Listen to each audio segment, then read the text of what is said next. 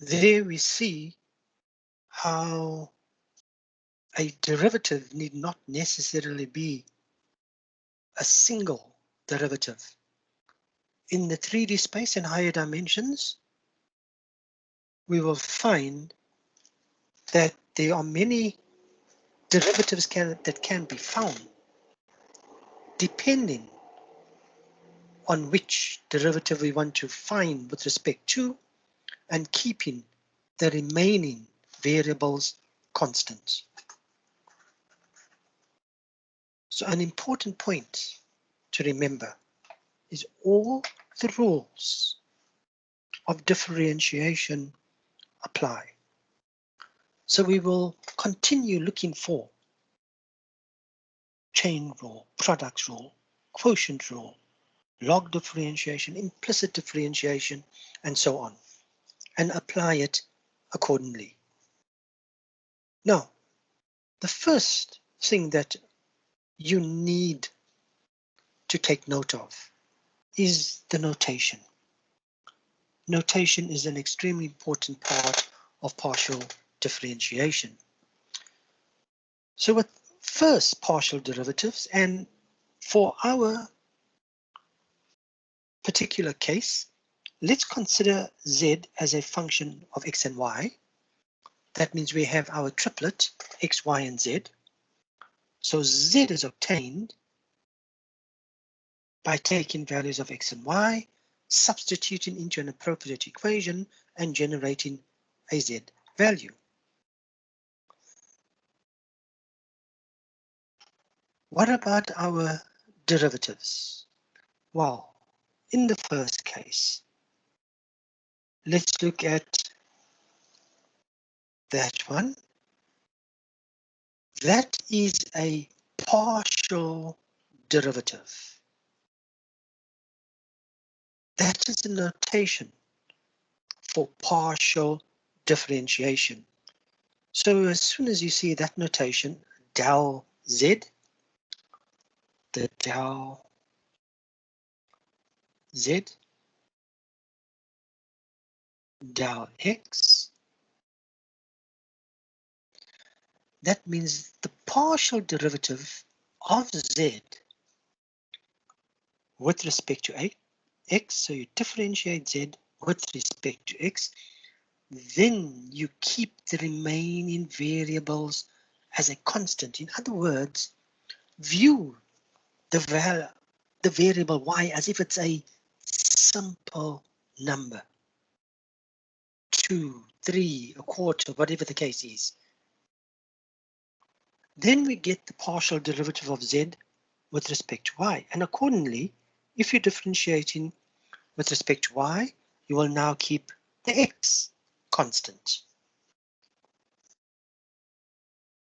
And naturally, just as in normal differentiation, we get the first derivatives. So here we get first partial derivatives, and then we obtain second order partial derivatives. Now with the second order partial derivatives, there are 4 different cases. The first one, partial d2z dx squared. What does that mean?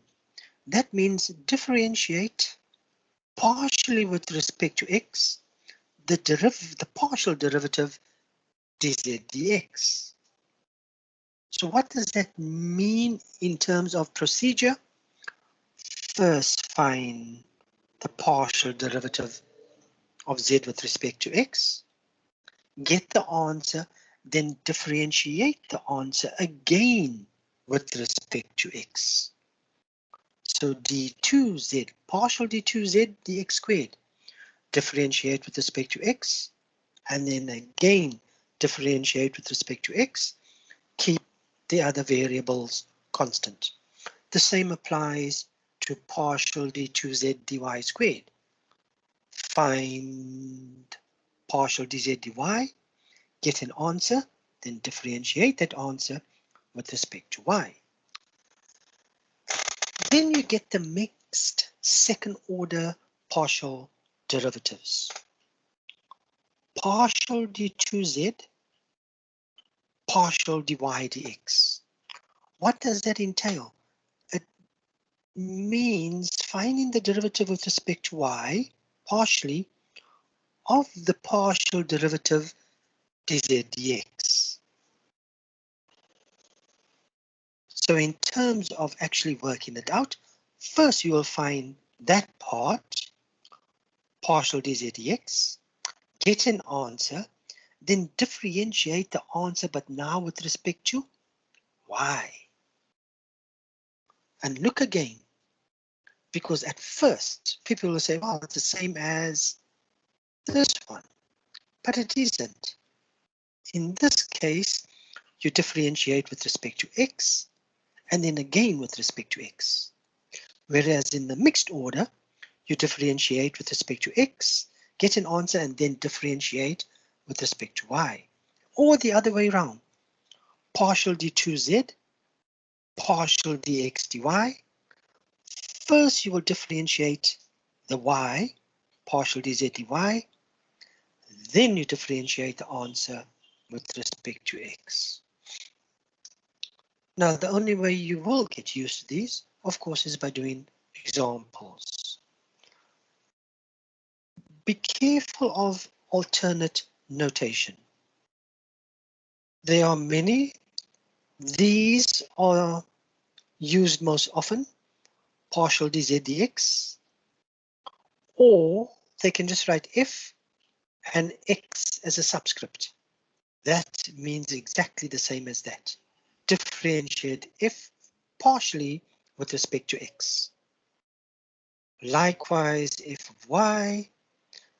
Notice here the second order partial derivative with respect to x twice, or with respect to y twice. And then look at the order of this. We've just discussed that one, where I first start with x and then get the answer and then differentiate with respect to y. How is it written in this notation? fxy. And of course, the last should be fyx. So that is just notation. Keep this in mind. You're going to come across this many times now with partial differentiation. All right, without any further ado, let's look at examples. So consider z, which is equal to x and y. In other words, we can say that z is actually a function of the variables x and y, which means as for differentiation, I can find the derivative of z either with respect to x or with respect to y. In other words, partial derivatives. So let's do that. What is partial dz dx? Now, when I do that, y becomes a constant. The derivative of x is 1 and y is a constant. Therefore, the answer is y. What about the other partial derivative, dz dy? The derivative of y is 1 times the constant x, and I get x as an answer. Now look at that carefully, because initially some students struggle with this concept. Possibly, imagine instead of writing in the first case, where we keep y as a constant, take an actual value for y, any constant for y. Let's say 5. Then that will become 5x. And the derivative of z with respect to x is simply equal to 5.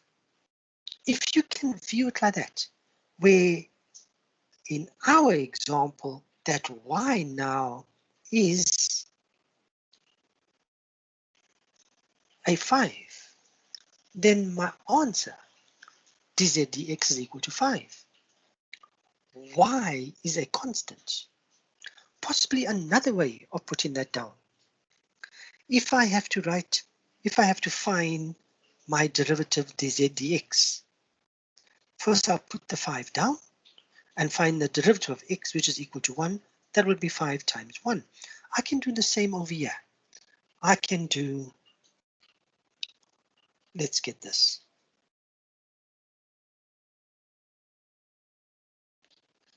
I can say, well, I am differentiating z with respect to x. So I'm going to keep y a constant. So I'll put the y down because it's a constant. Now I differentiate x, and the derivative of x is equal to 1. Y times 1, that gives me y. In the same way, I get an answer partial dz dy equal to x. Okay, let's look at number 2. Let's do more of these. So the more we do, the more you'll be able to connect the previous examples and get a deeper understanding. So let's find partial dz dx, which means I must keep y constant. What I suggest, when you get a number of terms like this, and you differentiating with respect to a variable, in this case x, then check that each term does indeed contain an x. In our case, both the terms contain an x. So let's take the first term, xy squared.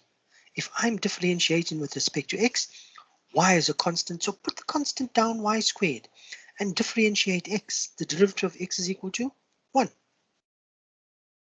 Plus, now do the same for the second term. We are differentiating with respect to with respect to x, put my y squared down, find the derivative of 3x, and that's equal to 3. Of course, we can add these like terms. That will give me 4y squared. Let's just get used to this. What about number 3? V is equal to r squared h. In other words, v is a function of r and h. So I can differentiate with respect to r or with h. So if I'm differentiating with respect to r, partial dv dr, I'm going to keep the h constant. But there's a pi and an h, so I'll put the pi and the h down. Now differentiate with respect to r squared. That will be 2r. That gives me an answer 2 pi r h. What is partial dv dh now? I'm going to differentiate with respect to h. That means r remains a constant. So there's the pi. The r stays where it is. It is a constant.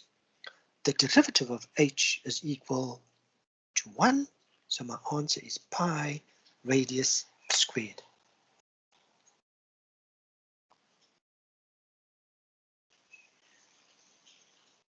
These examples are basic in trying to get you used to finding the variable that you must differentiate with respect to and keeping the remaining variables constant. Let's look at more examples.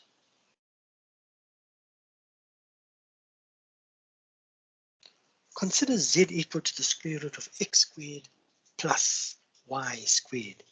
So we have z as a function of x and y. Now, the square root, immediately write that as x squared plus y squared to the power half. Let's find partial dz dx. And by now, you should surely recognize the chain rule. So we are going to use the chain rule. First, I'm going to do the half, subtract 1, and then I'll go into the argument and differentiate with respect to x, where y remains a constant. So let's do that slowly. I have a half times x squared plus y squared to the minus a half, and x squared is under the square root sign. Therefore, I must differentiate by the chain rule. I must differentiate the square root, which is a half, by the chain rule. Now we don't stop there. Now we go into the brackets. The derivative of x squared is 2x with respect to x. The derivative of y squared, there's no second term. Hence, the derivative of y squared, in other words, we're treating y as a constant. Therefore, the derivative of y squared is equal to 0. And that is the answer. We can simplify. I'm going to get x, divide that up by the square root of x plus y squared. What is partial dz dy? Well, we're going to follow the same principle. Because y is under the square root sign, I have to differentiate the half, and I'm going to round x squared plus y squared. So that remains, subtract 1. But now when I go into the brackets, the derivative of x squared gives me 0. The derivative of y squared is 2y. Simplify, get y divided by the square root of x squared plus y squared. Now I'm going to use this example to show you many questions that appear when we get partial differentiation. Look at the question. Hence find from this very same example y partial dz dx minus x partial dz dy. These are typical of problems that appear in partial derivatives. So I could have started this particular question by asking you to find y partial dz dx minus x partial dz dy. Well, how would you do that? You'd first find partial dz dx, which we have here. Then you'll find partial dz dy, which you have there. And in the first case, I'm going to multiply it by y. So this will be y multiplied by x times the square root of x squared plus y squared, then minus now x times y over the square root of x squared plus y squared. That will give me xy over the square root of x squared plus y squared minus xy, divide that by the square root of x squared plus y squared, and of course my answer 0.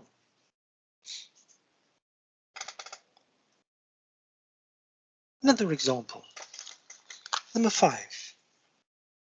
Z is equal to xy e to the xy. Now again, we have z as a function of x and y. Now if you look at that very carefully, you can break that up into two terms. And I would suggest we'd go with xy times e to the xy. By doing that, that will be my f and g. In other words, we will be using the product rule. So let's use the product rule. However, we are using this for partial differentiation. So we differentiate partially z with respect to x. Let's take xy. So if I want the partial derivative of just xy. I must put y down because that's a constant, and the derivative of x is equal to 1. So the partial derivative of xy with respect to x, keeping y constant, is y. Then you leave the second part of the product. Now, using a product rule, plus, now you put xy down, and you differentiate e to the xy. I'll do that on the side. What is the partial derivative of e to the xy? Again, here, it's the chain rule. First, the e, and then xy. The derivative with respect to x, partially of e, is e to the xy. Now you multiply the derivative of xy with respect to x, and that just gives you y as an answer. So this will be xy multiplied by e to the xy times y. We can remove as a common factor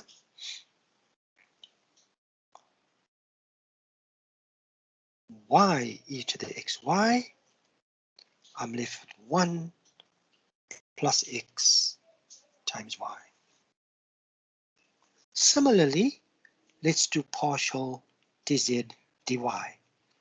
Still using the product rule, but now we differentiate with respect to y, keeping x constant. So taking that, differentiate with respect to y, x is the constant, put it down, derivative of 1 of y is equal to 1, leave the rest, the other term, e to the xy, plus, now I leave xy, differentiate e to the xy, but with respect to y. Do that. Your answer is first the e to the xy. Do you stop there? No. Now you differentiate xy with respect to y. So you put your x down because that's a constant. Derivative of y is equal to 1. Taking out my common factor, e to the xy, I'm left with 1 plus xy. Look through these examples very carefully. Think carefully how you want to remember differentiating and keeping the other variable constant, and how you want to approach it. In my mind, I can think of the other constant as a number, any number, and then I get the answer. But yet again, I want to bring to your attention, look carefully at the examples. When you differentiate with respect to x and with respect to y, the answers are very, very close. And that lends itself to questions putting partial derivatives next to other in terms of an expression. We did an example of that in number 4, where we put our partial derivatives in a particular expression, or you're asked to prove something. Very, very common questions. Okay, let's look at this example now. I've got xz is equal to y ln of z. Why do I have the stars there? That's because z is a function of x and y. But look carefully, can I make z the subject of the formula? It's going to be extremely difficult. And when it's not explicit, when the function you're dealing with is not explicit, we are dealing with implicit equations. But in this case, implicit partial differentiation. Now, how do you view this? Remember, z is a function of x and y. So every time you see z, you actually seen some sort of function that contains both the x and the y. Hence, when you differentiate partially, you must include that as well. Now, just a reminder, for implicit differentiation, we always look for the product. Is there x times the x, y times the y in this case now? Well, xz, remember that z contains both a x and a y. Hence, I have to use a product rule here. What about y ln of z? This contains a x, this z contains a x and a y. Again, I must use the product rule if I'm differentiating with respect to x. So let's go ahead and do this. Differentiate x, z. Let's do this on the side. X, z. I want to differentiate partially xz with respect to x. So here I want to find, in my first case, find partial dz dx. So looking at this, remember that contains an x, so I'm going to use the product rule. Differentiate x first, that's 1, leave the z, plus now you leave the x and differentiate z, but you don't know what it is. So implicitly, you will write down partial dz dx. What about y ln of z? Do we use the product rule in this case? I'm differentiating with respect to x. Y must be treated as a constant, so only the z contains a x. So I do not need to use the product rule here. So to differentiate that, you put the y down. Now you differentiate ln first. What's the derivative of ln z? 1 over z. You don't stop there. Now I must differentiate z, and the only thing I can do is write that as partial dz dx. So putting that together, I get z plus x dz dx is equal to y times 1 over z partial dz dx. And just like we did implicitly, let's get all the z's. Partial dz dx, partial dz dx, transpose, I get x minus y over z, and that will be equal to negative z, and therefore partial dz dx is equal to minus z. Divide this by x minus y over z. Simplify that fraction. The quickest way will be to multiply both numerator and denominator by z.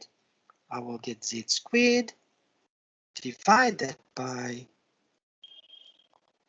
y minus xz after removing minus 1. Once again, take time to go through this example. At first, it could be a bit daunting, but if you analyze it step by step, it will all fall into place. Okay, let's do the second part. Let's find partial dz dy, and using the same procedure, we're going to use a product rule. Let's just rewrite the function as xz is equal to y ln of z. So if I'm differentiating with respect to y, there's no y here, but there is a y there, so I'm not going to use a product rule. I put the x down, that's the constant, treat it like a constant, differentiate z with respect to y. Then on the other side, there's a y and there's a y. Z is implied. The y is implied in z. So there I'm going to use the product rule. So let's differentiate y first. That would be 1. Then you leave z. Now you leave plus. Oh, let's just remove that, sorry. So that's a plus.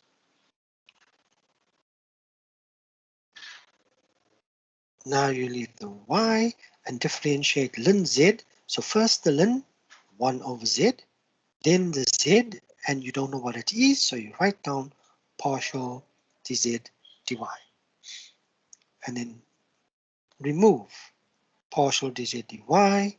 There's an x, transpose that term, minus y over z is equal to ln of z, and then partial dz, partial dy is ln of z. Divide that by x minus y over z. Multiply both numerator and denominator by z. I get z ln of z is equal to xz minus y. That completes the examples.